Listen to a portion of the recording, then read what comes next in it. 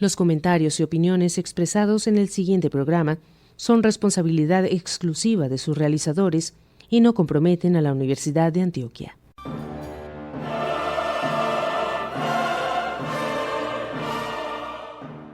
Voces Ciudadanas, un programa de educación y formación en derechos económicos, sociales, civiles y políticos.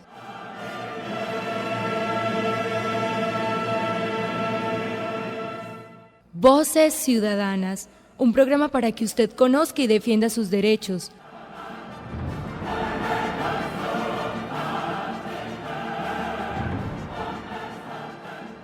Buenas noches, estamos en Voces Ciudadanas, programa de cultura política, de opinión pública, de derechos humanos.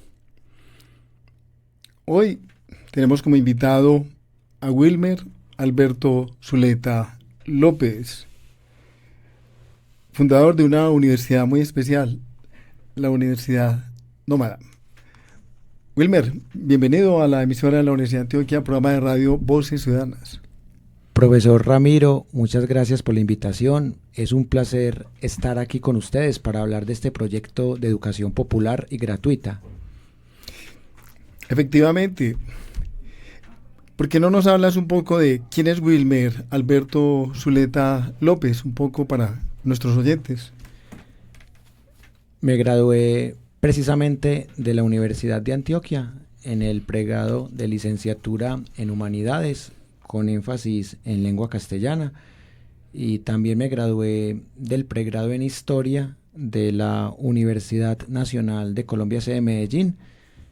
Mi área de investigación ha sido las contraculturas urbanas, desde la semiótica, y también la historia del conflicto armado colombiano. He participado en el grupo que se conoce como 100 preguntas y respuestas para comprender el conflicto colombiano, tanto en el programa radial como en los libros, y últimamente he desarrollado un proyecto de educación popular llamado Universidad Nómada, que es inspirado en la filosofía francesa y también en la forma como lo han traído acá a Colombia el profesor también de la Universidad de Antioquia, Carlos Enrique Restrepo y Ernesto Hernández, y ya con un enfoque más de redes sociales.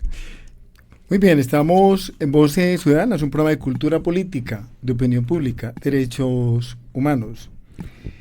Wilmer, ¿por qué no nos cuentas un poco cómo fue ese proceso de crear ese gran proyecto que ya es una realidad de la Universidad Nómada? ¿Cómo fue ese inicio?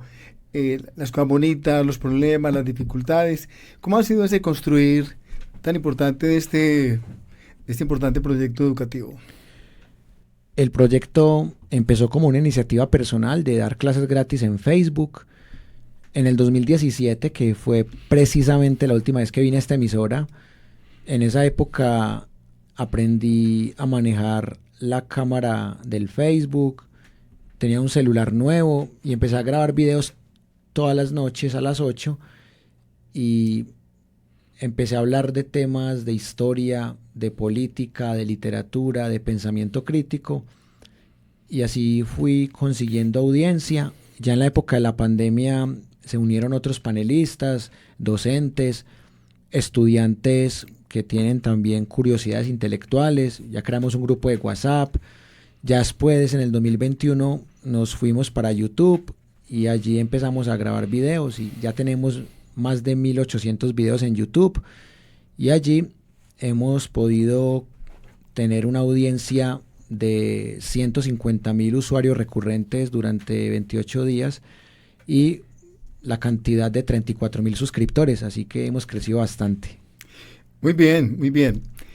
Desde el punto de vista institucional, digamos legal, la universidad tiene o no ha querido emerger en ese tipo de legalización de la universidad, por decir alguien, por ejemplo, dice, no, voy a registrar Universidad Nómada, y entonces Wilmer Alberto Zuleta, como no la registró, entonces va a tener problemas jurídicos.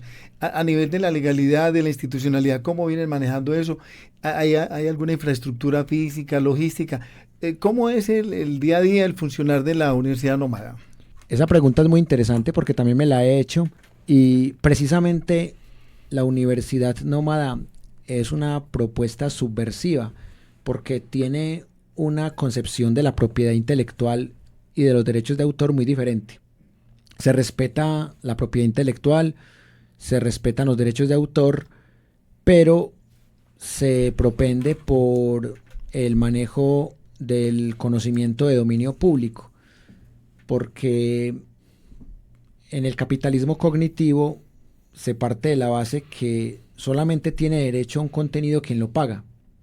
En la universidad nómada se busca que haya una reapropiación social del conocimiento y que, sin desconocer que las obras tienen autores, que también están registradas las obras ante la Dirección Nacional de Derechos de Autor, sin desconocer eso, la universidad nómada hace una resistencia a pagar por un conocimiento para que se concentre en pocas manos, o pagar por una sinfonía de Beethoven, que una orquesta pague por una sinfonía de Beethoven para que lo escuche una minoría, sabiendo que es un artista que murió hace varios siglos y que ya su música debería ser de dominio público.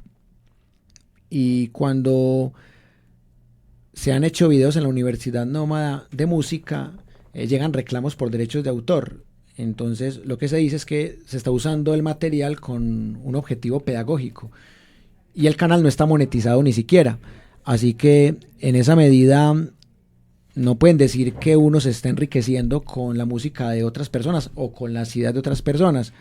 Y ya hablando propiamente de la marca Universidad Nómada, los únicos que podrían demandar la marca pues serían los filósofos franceses Gilles Deleuze y Félix Guattari, que crearon el concepto en 1990. Y hay otros dos que también podrían pelear por el concepto, aunque uno ya está fallecido, el profesor Carlos Enrique Restrepo, y el otro es el profesor Ernesto Hernández, que precisamente ellos son los coautores del libro Manifiesto por la Universidad Nómada. Y ellos, teniendo en cuenta pues que tienen representantes, sobre todo familiares de Carlos Enrique, podrían protestar, pero el mismo libro de ellos sabe lo que significa en la Universidad Nómada el concepto de derechos de autor, que solamente se reclama cuando hay un plagio y no cuando una obra se masifica, en este caso una obra musical, filosófica, literaria. Entonces estoy completamente seguro que ni Ernesto Hernández, y si Carlos Enrique estuviera vivo, ni él tampoco reclamaría por la marca, porque precisamente la Universidad Nómada se distingue de eso, de las universidades que ellos llaman de capitalismo cognitivo, de las universidades que sí obedecen estrictamente a las normas de derechos de autor y de propiedad intelectual. Efectivamente, hablabas del manifiesto de la Universidad Nómada. Así es. ¿Lo podíamos leer, compartir aquí con nuestros oyentes o es muy largo? Es un libro, tiene más de 100 páginas, está en PDF. Pero podríamos hacer una charla sobre ese libro, porque ese libro tiene unas tesis muy interesantes. Claro, ¿por qué no retomamos en el espíritu de la Universidad Nómada? Y como ese libro, de alguna forma, es como el marco filosófico, poético, político, más o menos de qué nos habla ese importante texto. Ese libro nos habla de dos grandes paradigmas. Por un lado, está el paradigma del capitalismo cognitivo, que es la última fase de desarrollo del capitalismo, en donde se mide la inteligencia. La inteligencia es un medio de producción en donde se mide por resultados, evaluación por competencias, calificaciones, horarios, certificaciones, evaluaciones de pares, cantidad de publicaciones, especializaciones, posgrados. El capitalismo cognitivo es convertir la educación en algo burocrático, en algo asociado con rendimiento, con producción económica, y convertir al grupo de docentes en un cognitariado.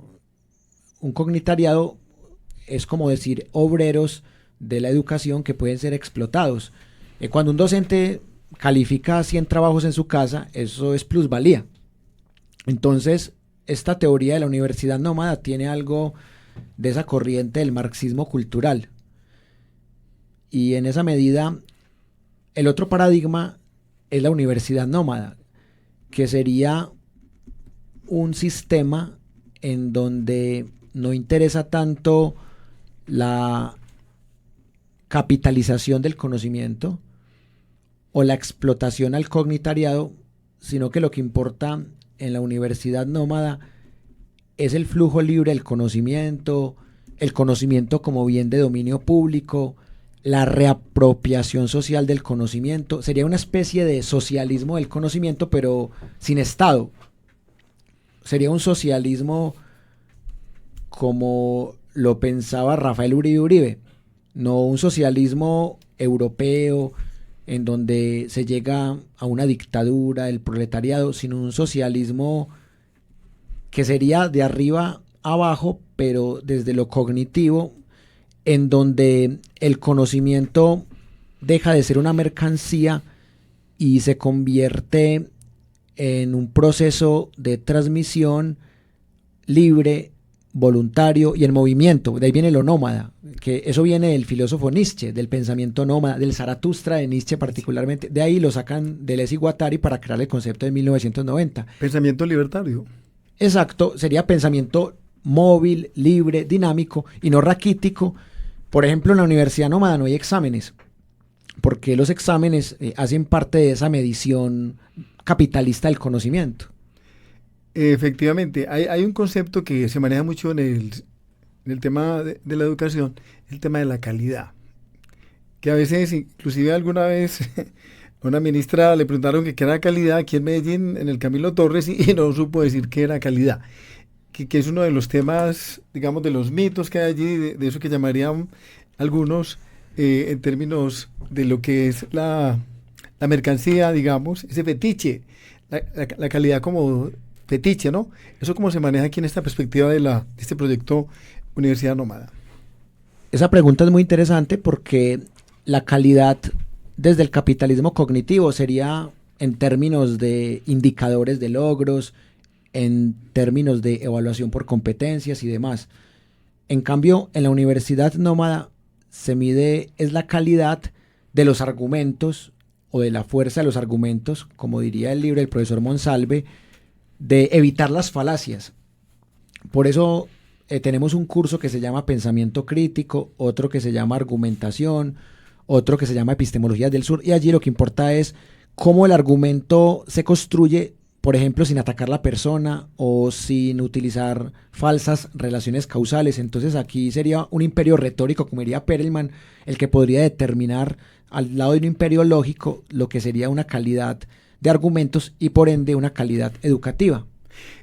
Actualmente en nuestras universidades la palabra pensamiento crítico, digamos, está en muchas agendas, en muchos currículos. ¿Eso cómo juega ahí, digamos, una universidad, capitalismo cognitivo, tratando de manejar ese tema del pensamiento crítico cuando ya la misma estructura no lo permite? ¿Eso cómo jugaría ahí? ¿O hace parte, digamos, de un edulcorante, un maquillaje para mostrar que realmente es una universidad, digamos, que trasciende las más lógicas del capitalismo? ¿O cómo se podría interpretar eso?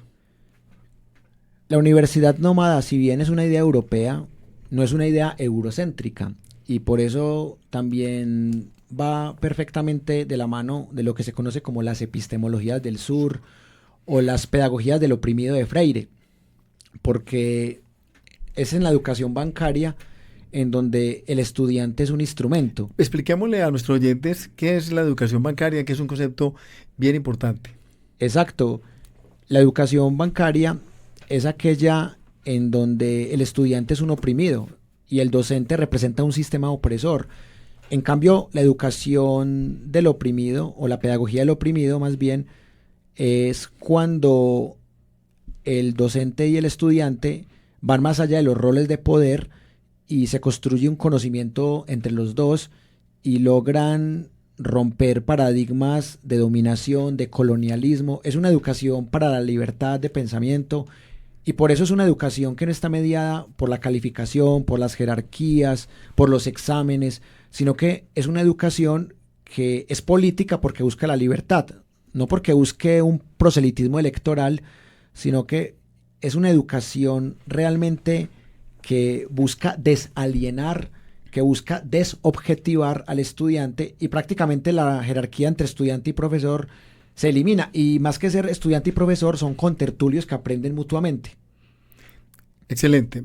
Estamos en Voces Ciudadanas, un programa de cultura política, de opinión pública, derechos humanos. Hoy nos acompaña Wilmer Alberto Zuleta López, profesor universitario, no sé si llamarte el director de la Universidad Nómada, no sabría, porque ya con estas discusiones eso queda en entredicho, ¿verdad? A propósito, ¿cómo sería entonces tu rol ahí en la Universidad Nómada? Entonces ya no son ni el director ni el rector, esas estructuras no existen.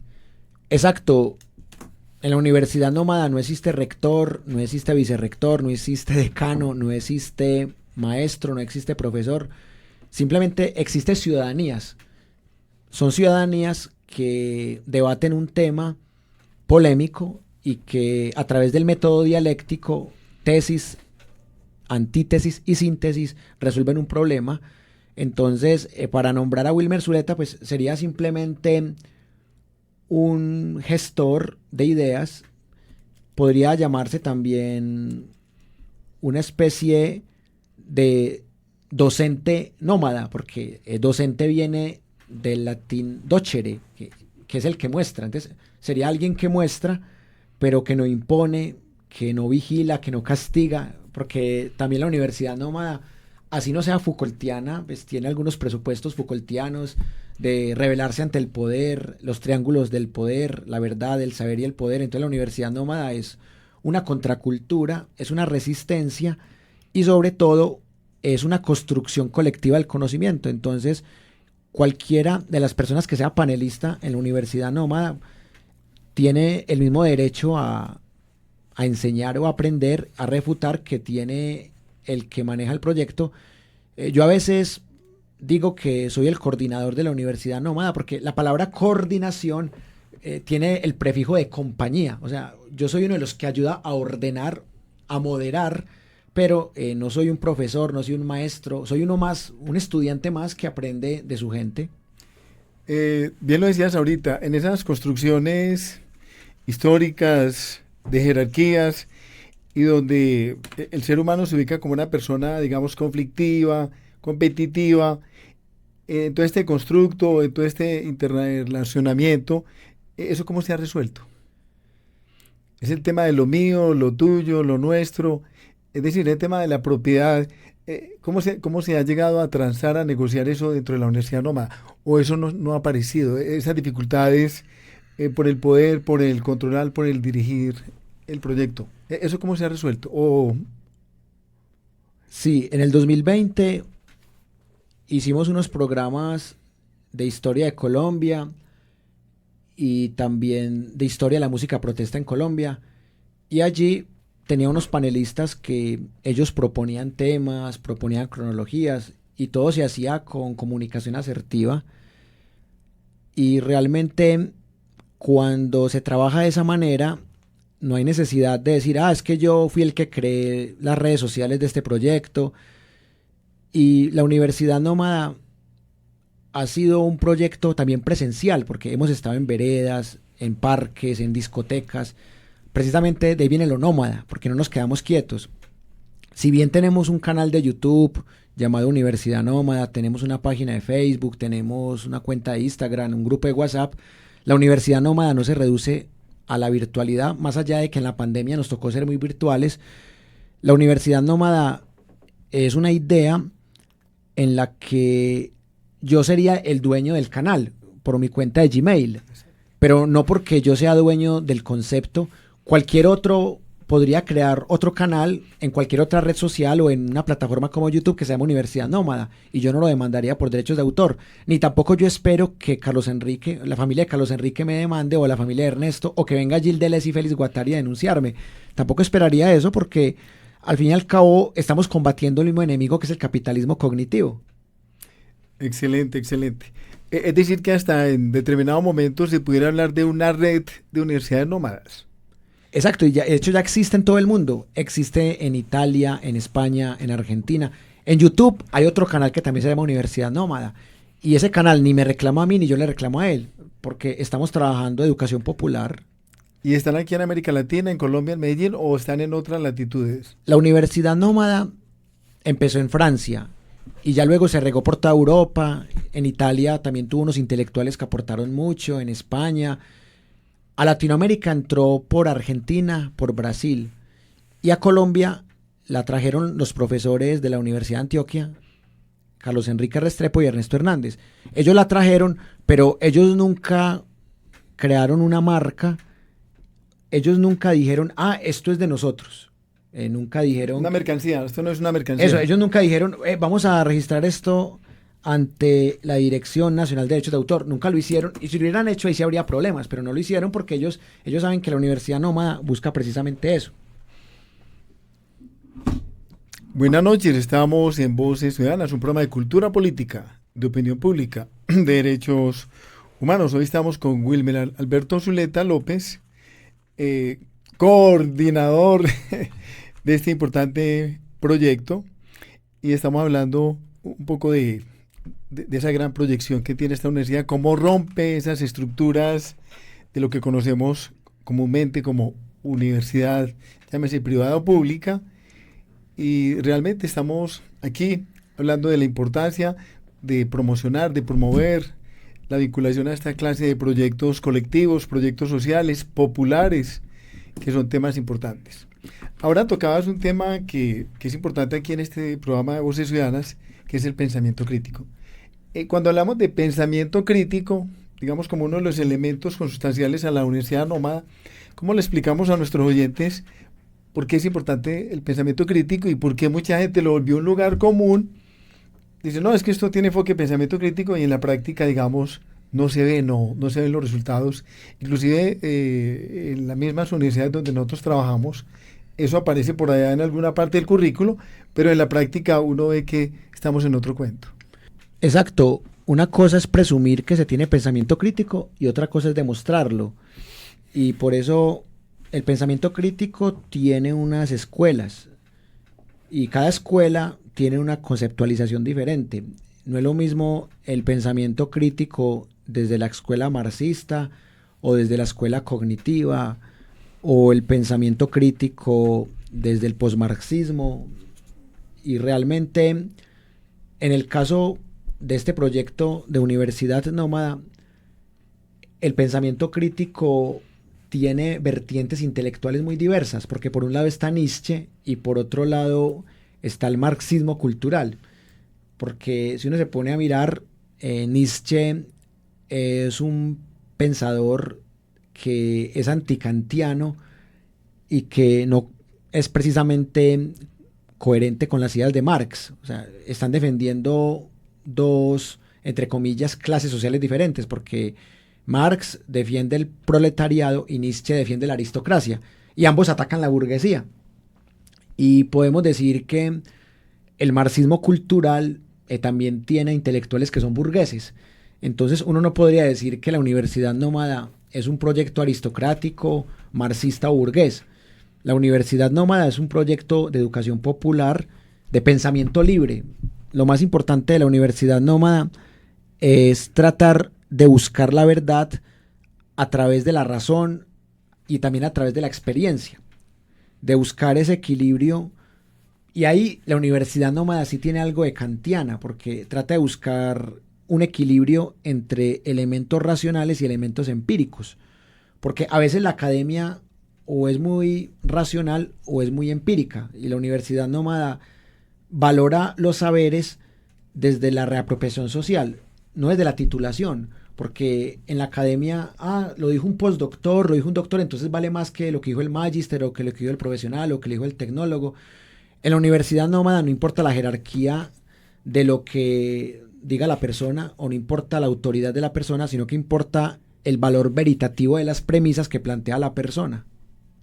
Por ejemplo, todos estos fetiches, todos estos símbolos, todas estas conmemoraciones, ¿cómo entran a jugar en la Universidad Nómada? Es bien interesante porque tenemos espacios de efemérides y cuando llegan fechas, entre comillas, especiales, Por ejemplo, el 20 de julio, el 7 de agosto, el 12 de octubre, todo ese tipo de fechas nos permiten hacer un espacio educativo para hablar con las personas de lo que piensan de esas fechas. Por ejemplo, ahorita que se habla del Día de la Raza, entonces, ¿hasta qué punto esa idea de raza es falaz?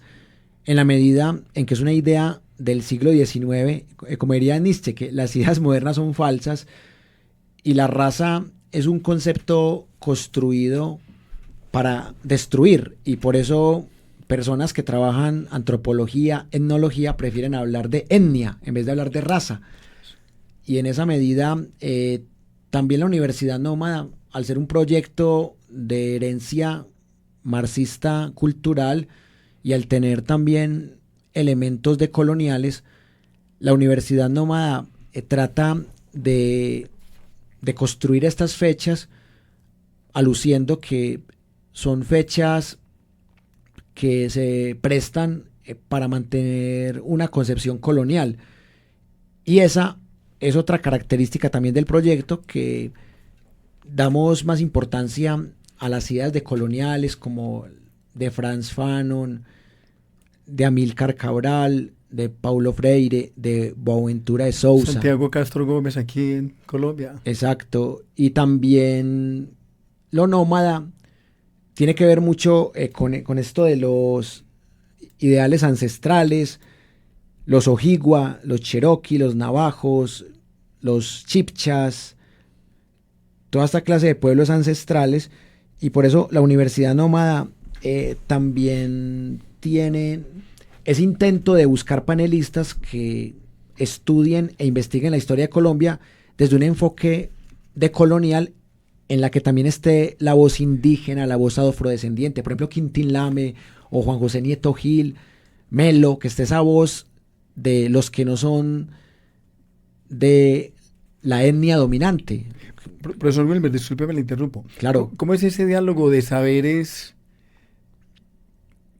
con esas otras universidades, cierto? Ese diálogo de saberes, por ejemplo, en Ecuador, la Universidad, por ejemplo, Simón Bolívar, que tiene un enfoque muy intercultural. La Universidad Indígena, pues, que inclusive aquí también en Colombia, las más universidades que conocemos, públicas y privadas. ¿Cómo es ese diálogo de saberes con toda esta institucionalidad universitaria? Ha sido con docentes, no con instituciones. Por ejemplo, han llegado docentes que investigan la historia de Colombia desde un enfoque decolonial. Por ejemplo, hemos tenido docentes que trabajan la historia de Colombia desde un enfoque afrocolombiano, afrodescendiente. También hemos tenido personas que nos comparten investigaciones de historia de Colombia desde diferentes clanes o desde diferentes culturas indígenas colombianas. Ha sido un trato con docentes y no con instituciones.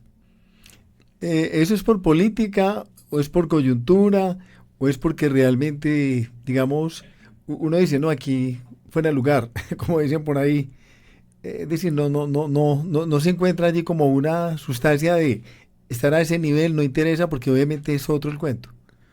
Sí, ha fluido así porque algunas personas por el algoritmo se encuentran con algún video y dan aportes, y más ahorita con el tema de discusión de si en Colombia hay racismo, hasta qué punto hay racismo, qué significa el racismo, el clasismo. Entonces van llegando docentes y se ofrecen a hablar de estos temas, y se les invita al espacio de epistemologías del sur, o al espacio de pensamiento crítico y nuevas tecnologías, al espacio de argumentación, al espacio de geopolítica, y allí debatimos los temas.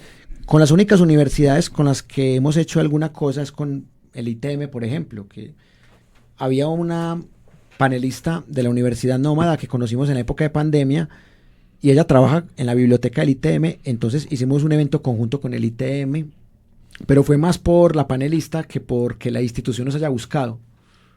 Con Telemedellín también hemos hecho cositas, pues, así como videos, entrevista con Telemedellín, pero no ha sido algo institucional, sino que ha sido más porque hay panelistas o televidentes del proyecto que dicen, hagamos este video y que salga en el ITM o que salga, en este caso en la Universidad de Antioquia en la emisora, o que salga en la Universidad Nacional, o que salga en tal programa radial de tal medio alternativo. Efectivamente, estamos en Voces Ciudadanas, un programa de cultura política, de opinión pública, derechos humanos. Hoy estamos con Wilmer Alberto Zuleta López de este gran proyecto Universidad Nómada. Cuando hablamos de eso que se llamaría, en términos de las universidades clásicas, la producción académica, ¿cómo se definen esas líneas de trabajo? ¿Eso sale espontáneamente? ¿Allí hay planeación, programación, hay currículos? ¿Cómo se coordina todo ese mundo de las ideas? Es decir, ¿cuál es la pieza generatriz y cómo se coordina todo eso? Porque obviamente hay tantos mundos, tantos temas, tantas temáticas. ¿Eso cómo se trabaja? Usualmente hay un contacto telefónico, sea por WhatsApp o por StreamYard o por Gmail, con quien uno invite para que sea panelista. Y casi siempre, como es educación popular, hay mucha libertad. Entonces el panelista le dice, bueno, ¿de qué vamos a hablar? Y yo le digo, ¿de qué quiere hablar? Bueno, yo quiero hablar de educación decolonial, o yo quiero hablar de epistemología, o yo quiero hablar de la situación actual del país, o de historia, o yo quiero hablar de derecho. Entonces la persona, según el conocimiento que tenga, se ofrece y ya uno le dice, listo, entonces el miércoles a las 8 hablamos de tal tema y allí yo le pregunto tal cosa y tal otra y tenemos 1 hora, tenemos 2 horas. El tiempo también se puede negociar con el panelista y así es como se construye el video. Ah, excelente. A propósito de los temas que más han marcado, digamos, el desarrollo en estos 4 o 5 años. 6 años. 6 años. ¿Cuáles son los temas que más se han desarrollado, que uno encuentra, digamos, donde hay más aceptación, más polémica, que tú sientes que han enriquecido más y que le han dado sentido al proyecto Universidad Nómada? Los temas que más han gustado y más han pegado son los temas de política colombiana. Los videos más vistos del canal son los de los hermanos Castaño, o sea que el tema del paramilitarismo tiene mucha audiencia. También lo que se hable del presidente Gustavo Petro o del expresidente Álvaro Uribe Vélez. También pegan mucho los programas de Simón Bolívar y Santander. Y lo que más pega es el tema que esté de moda. Entonces, por ejemplo, si Vicky Dávila está de moda o si está de moda el fiscal Francisco Barbosa, el algoritmo atrae mucha más gente y el récord que tenemos en este momento es de 2.800 conectados a la vez. Un buen récord. Sí. Los públicos, las audiencias, si lo miramos acá en Medellín, Antioquia, en Colombia, en América Latina, a nivel mundial, ¿cómo están esos públicos? El canal, ¿cómo se ve allí, digamos, cuando hablamos de la oferta, de la demanda, del interés a nivel mundial? ¿Qué balance podemos hacer de esos públicos? El proyecto tiene mucho público colombiano. El 88% de la gente que ve los videos vive en Colombia o es de Colombia. Incluso también tenemos público en Londres, en Nueva York, en Miami, pero usualmente es público colombiano que vive allá. Y la ciudad donde más nos ven es en Bogotá. En Bogotá tenemos la mayor audiencia porque el 24% de la gente que nos ve vive en Bogotá. Y acá en Medellín tenemos menos audiencia que en Toronto. Tenemos más audiencia en Miami, en Nueva York, en Londres y en Toronto que en Medellín, según las estadísticas de YouTube. Pero yo también hice otra encuesta con YouTube y me salió que el 34% era de Bogotá y el 20% de Medellín. Entonces ahí es donde uno dice que los usuarios van variando porque algunos usuarios ven el contenido pero no se suscriben. Y por eso este tema de los usuarios recurrentes, porque tenemos 151,000 usuarios recurrentes que son los que han visto el canal en los últimos 28 días y que ya antes lo habían visto. Se llaman usuarios recurrentes, tenemos 151,000, pero tenemos 34,000 suscriptores. O sea que casi toda la gente que ve el contenido no se suscribe. Entonces a la gente casi no le gusta suscribirse a los canales. Debe ser porque se estresan con notificaciones o simplemente dejan que el algoritmo les ofrezca los videos. En este tema de la censura, de esa falacia, de esa mentira, la libertad de prensa y la libertad de expresión y el derecho a la información. ¿Cómo les ha ido a ustedes? Porque veo que se tratan allí temas, como diríamos popularmente, muy calientes, temas... Los temas colombianos nunca son censurados porque hay un tratamiento de hechos que son comprobables históricamente. Y si bien hemos invitado panelistas de diferentes ideologías, podemos decir que hemos invitado de derecha, de centro y de izquierda, porque el proyecto está abierto a cualquier ideología. Los videos censurados han sido los del conflicto en Ucrania, porque hemos mostrado las dos versiones, la versión occidental estadounidense ucraniana y la versión rusa. Y cuando mostramos la versión rusa, nos han borrado 4 videos porque no les interesa a los de YouTube que se muestre la versión rusa. O sea que YouTube no le importa si hablamos bien o mal de Petro o de Uribe. Lo que le importa es que no hablemos mal de Estados Unidos y que hablemos bien de Ucrania y mal de Rusia. O sea que los 4 videos que nos han censurado han sido porque, pues solo por mostrar la versión rusa, ya nos han tildado de prorrusos y nos han borrado los videos. La pandemia. El tema de la pandemia, digamos, donde... la casa por cárcel y todo lo que pasó allí y que no ha terminado de pasar. ¿Ustedes cómo trataron ese tema desde el punto de vista, si se quiere, periodístico, histórico, académico, político? ¿Cómo fue el tratamiento de ese tema y qué pasó? Con ese tema también tuvimos problemas porque era más grave, porque en el tema de Rusia y Ucrania solamente nos borran los videos. En cambio, en el tema de la pandemia nos hicieron faltas y casi nos tumban el canal y por eso no pudimos volver a tocar temas de pandemia, porque como es un proyecto de pensamiento crítico, invitábamos a pro vacunas y a antivacunas, y cuando hablaban los antivacunas ya decían que era información médica falsa. Entonces ese tema de la pandemia nos hizo ganar 5 faltas, menos mal que no fueron 3 consecutivas, fueron como por periodos de vencimiento, porque una falta se vence a los 3 meses. Pero en ese año y medio del encierro y de la pandemia nos hicieron 5 faltas como nunca antes y por poco perdemos el canal y por eso tomamos la decisión de no volver a tocar ese tema. Claro, un tema bastante espinoso y sensible. Estamos en Voces Ciudadanas, un programa de cultura política, de opinión pública y derechos humanos. Estamos en un momento histórico, pero bien histórico, porque todos los momentos son históricos, tú como historiador bien lo sabes.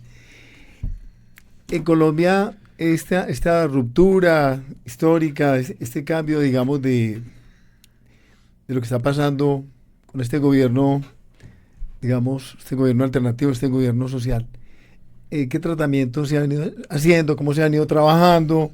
Digamos, desde la más formación política que ustedes allí implícitamente están buscando, ¿esto cómo se han ido trabajando y qué proyecciones se han ido haciendo y qué resultados han venido observando, digamos, a partir del trabajo que se viene haciendo?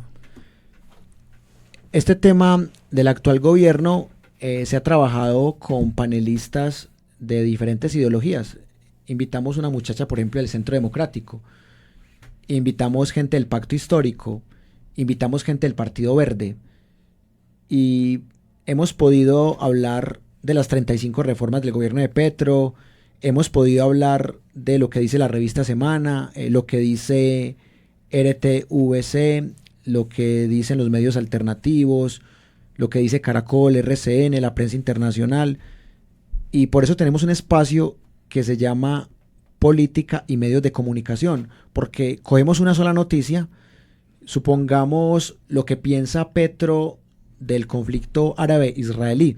Entonces, la revista Semana dice esto, Caracol dice aquello, Blue Radio dice esto, este influencer Beto Coral dice aquello. Entonces empezamos a cotejar fuentes y a discutir con la gente que se vaya conectando al canal y así tratamos de hacer educación popular y pensamiento crítico. Hablemos un poco de la actualidad. Estamos en las elecciones ya, 29 de octubre. Se elige gobernador, se eligen alcaldes, se eligen diputados, concejales, JAL. Desde la Universidad Nómada, ¿cómo se han ido trabajando este tema? ¿Qué se ve allí? ¿Qué se observa? Las tendencias ideológicas, la participación ciudadana, los escándalos. ¿Cómo han analizado el tema desde la Universidad Nómada?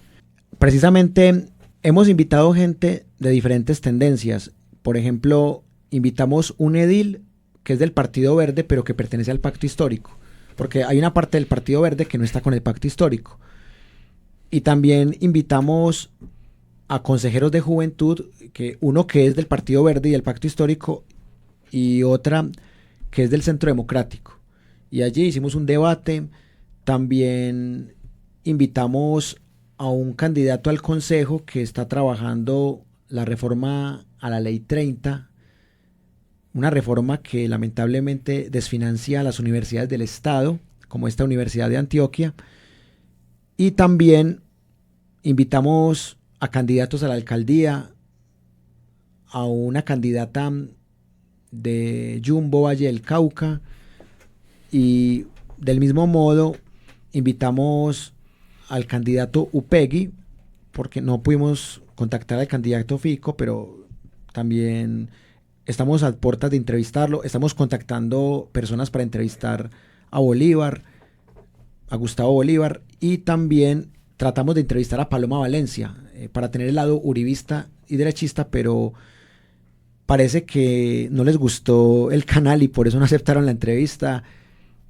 Hace un año Ariel Ávila Martínez, lo invitamos, al politólogo que ahora es senador del Partido Verde. Ariel Ávila Martínez se aceptó la entrevista. Ángela María Robledo, que fue congresista y fórmula de Petro en el 2018, también nos aceptó la entrevista. Entonces hemos tratado de invitar personas de todos los sectores, pero los sectores de derecha usualmente, al ver que es un canal que no se inclina a la derecha, pues tampoco a la izquierda, sino que es un canal que trata de enfocarse al pensamiento crítico, no les gusta porque ven que no es un proyecto de derecha, entonces desconfían y no aceptan las entrevistas. Estamos en Voces Ciudadanas, un programa de cultura política, de opinión pública y derechos humanos. Estamos con Wilmer Alberto Zuleta, coordinador de la Universidad Nómada. Aprovechamos para invitar a nuestros oyentes a que tengan la posibilidad de conocer este importante canal que se encuentra en YouTube. Se llama Universidad Nómada. En Facebook se llama Universidad Nómada, educación superior gratuita. En Twitter o en X, que ya se llama X, se llama @nómada-medellín. En Instagram se llama Universidad Nómada. El IG es WAZL6BC6. Y en WhatsApp me pueden escribir al 319-584-0680 y ahí les puedo agregar al grupo de comunidad donde compartimos los enlaces de los 40 cursos. Muy bien, seguimos con Wilmer Alberto Zuleta López. Wilmer, actualmente estamos hablando de lo tocabas ahorita, la reforma educativa, la reforma de la Ley 30. Desde Universidad Nómada, ¿cómo se ha venido analizando esta problemática de la reforma a la Ley 30? Realmente ese proyecto de ley que ya se presentó ahorita en septiembre, donde se busca que la educación sea un derecho fundamental. Desde la Universidad Nómada, ¿qué discusiones se han venido haciendo? Ya tocabas un tema que es un tema que viene de largo, es el tema del desfinanciamiento que ha padecido las universidades públicas desde hace rato, y que muy probablemente con lo que se está planteando no queda claro si se resuelve o no se resuelve. ¿Qué líneas se han venido trabajando allí? ¿Qué análisis, qué conclusiones han venido llegando ustedes a partir de lo que ha sido esta propuesta de proyecto de reforma? Precisamente invitamos a un señor del Partido Verde que es de la Universidad Nacional de Colombia, sede de Bogotá, que él está trabajando en el Congreso con Ariel Ávila Martínez una reforma a artículos de la Ley 30, y también invitamos a un docente de cátedra, también bogotano, que nos habló de esta precarización laboral al docente de cátedra y de cómo hay que cambiar. ¿Se puede decir el nombre del profesor? Sí, el profesor Ronald es uno, y también tuvimos otro profesor llamado José. Entonces, esos profesores, incluso yo por WhatsApp te mando los datos de los profesores para que de pronto los entrevistes acá mismo. A pesar de que están en Bogotá, los puedes entrevistar de pronto con una videollamada, porque ellos están trabajando con el Partido Verde para reformar la Ley 30, porque definitivamente esa ley es nefasta para la financiación de las universidades del Estado, además que precariza al docente de cátedra de una manera terrible. O por lo menos lo deja en el estado que está que es terrible. Que es terrible. Pago por horas, sin pago de vacaciones, no terrible. Porque no queda claro cuando uno mira esa parte, digamos, de este proyecto de reforma radicado por la ministra ahorita en el mes de septiembre, ese punto no queda claro. Es decir, allá hay un articulado, pero no se resuelve. Es decir, inclusive en la exposición de motivos se queda muy en el aire esa problemática que padecemos un número muy importante de profesores y profesoras en todo el país. Estamos en Voces Ciudadanas, un programa de cultura política, de opinión pública y derechos humanos. A futuro, ¿qué proyectos se vienen o si quieren trabajar desde la Universidad Nómada? ¿Qué proyecciones tiene este importante proyecto? Hacer más videos internacionales, porque en la época de pandemia hicimos un video en 5 idiomas de poesía. Invitamos a una poeta de la India que es Mahua Das, un poeta italiano, un poeta y novelista brasilero. Entonces es tratar de internacionalizar más el proyecto, porque no podemos quedarnos con ese 88% de público colombiano. Por eso la idea es hablar de más temas geopolíticos, hablar más del conflicto en Ucrania, pero viendo cómo evitar la censura, hablar de ese conflicto palestino-israelí, hablar más de temas de la Segunda Guerra Mundial.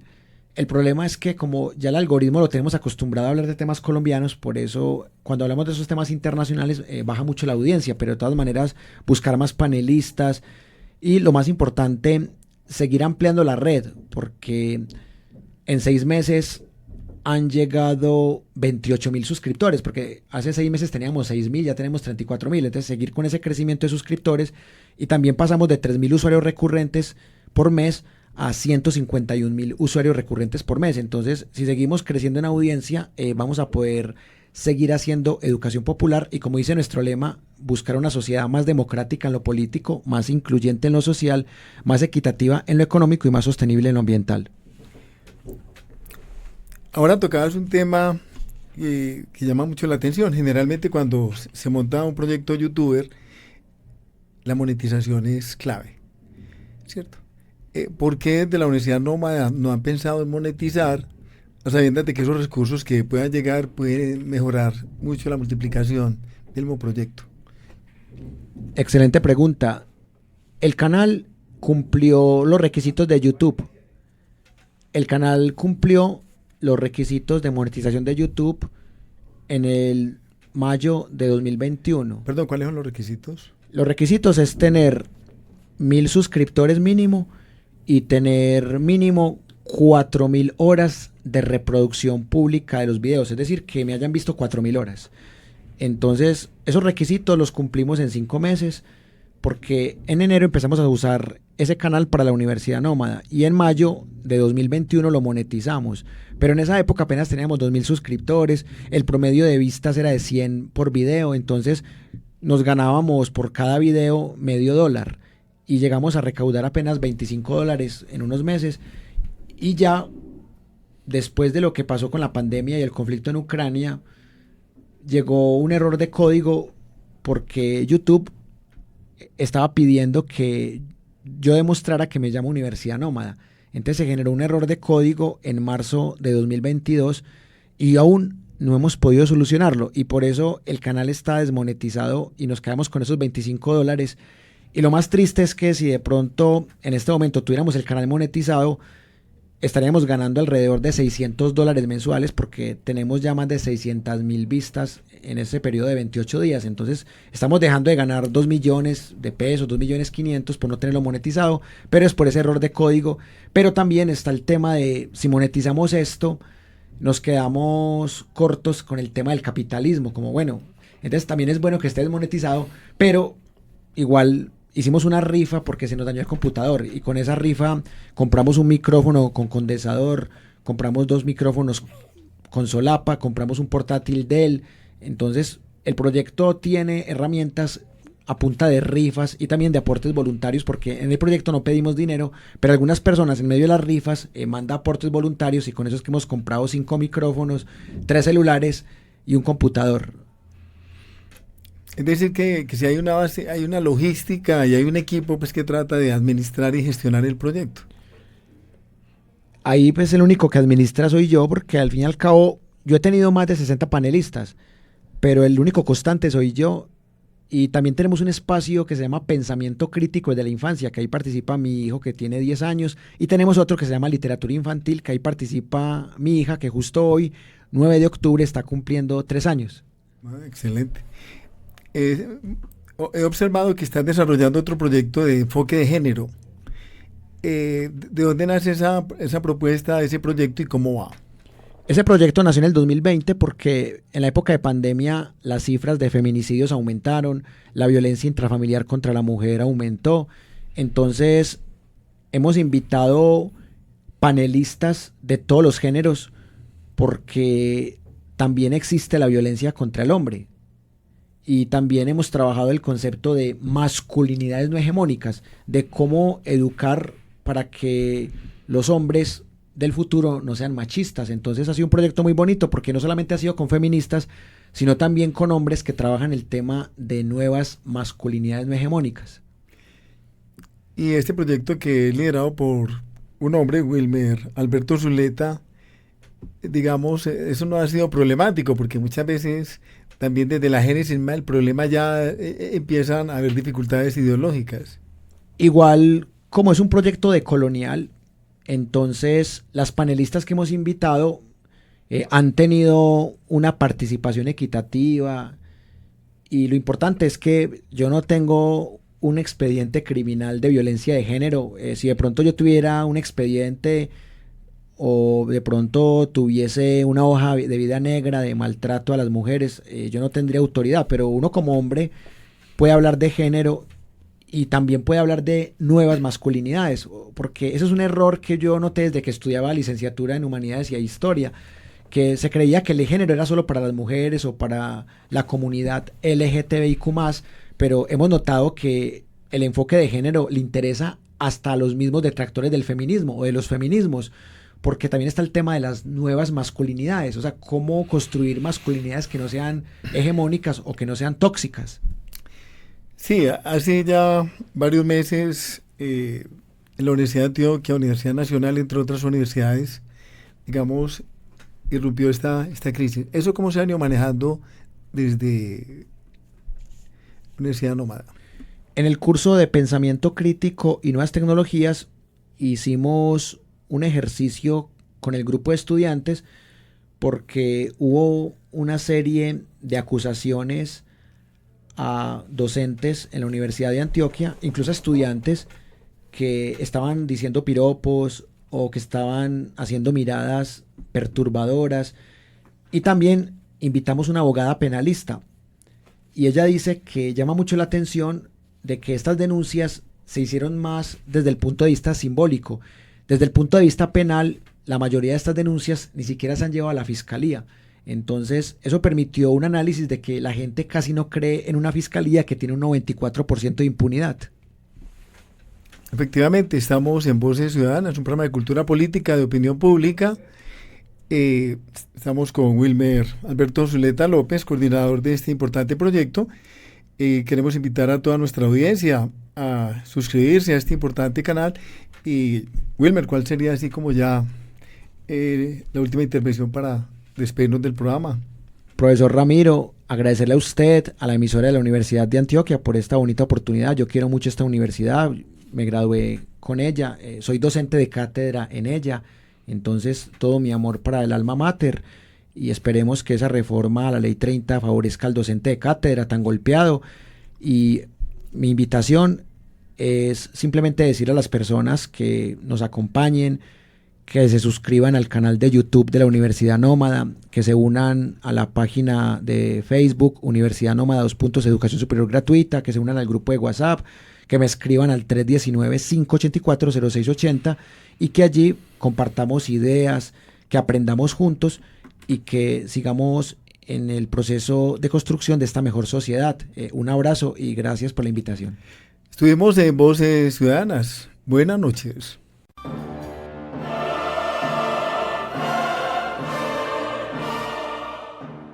Voces Ciudadanas, un programa de educación y formación en derechos económicos, sociales, civiles y políticos.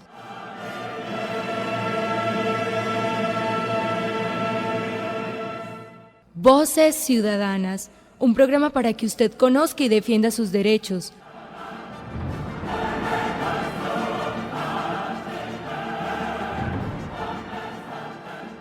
Los comentarios y opiniones expresados en el anterior programa son responsabilidad exclusiva de sus realizadores y no comprometen a la Universidad de Antioquia.